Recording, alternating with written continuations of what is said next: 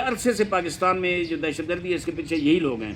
خوارج کو پال کے پاکستان میں بھیجتے ہیں اور جہاں تک پھٹ جاتے ہیں. وہ جو TTP ہے وہ خوارج ہیں, ان سے اظہار بیزاری اور اظہار برات ہم نہیں کر سکتے. اس کا معنی یہ ہے کہ اس دہشت گردی کے پیچھے ہو ہی تو سب کچھ چلا ہی تو مودی کا سفر ہے اور وہاں بھی افغانستان کی بات ہوئی ہے. اس کا معنی ہے کہ یہ بھی اسرائیل اور امریکہ کی پراکسی ہے افغانستان میں اور ان کے ایجنڈے کو فالو کر رہے ہیں. جس طرح اسرائیل مشرق وسطیٰ میں ایک ناسور کے طور پر موجود ہے, یہ جو طالبان حکومت ہے یہ بھی اس خطے میں ناسور کے طور پر موجود ہے. مودی کا اسرائیل اس ماحول میں افغانستان اور پاکستان کی یہ صورتحال ہے, امریکہ اور ایران کی وہ صورتحال ہے. میں سمجھتا ہوں یہ عالمی ایک خطرناک سازش اور پلاننگ کا حصہ ہے. مودی وہاں گیا ہے ایک قسم کی بیعت کرنے. پاکستان کو اسی قوت اور سربلندی کے ساتھ آگے لے جائے گا. سیکورٹی فورسز, فوج ہے, پولیس ہے, رینجرز ہیں, FCC ہے, شہداء کو سلام پیش کرتے ہیں. مطالبہ ہے امریکی صدر کا کہ جو یورینیم پڑی ہے افزودہ وہ آپ ہمارے حوالے کر دیں.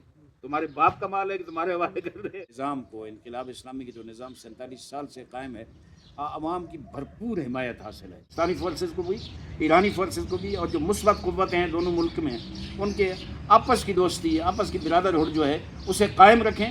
جب یہ دو ملک آپس میں متحد رہیں گے, خطے کی صورتحال یہ ہے کہ امریکہ کامیاب نہیں ہو سکتا.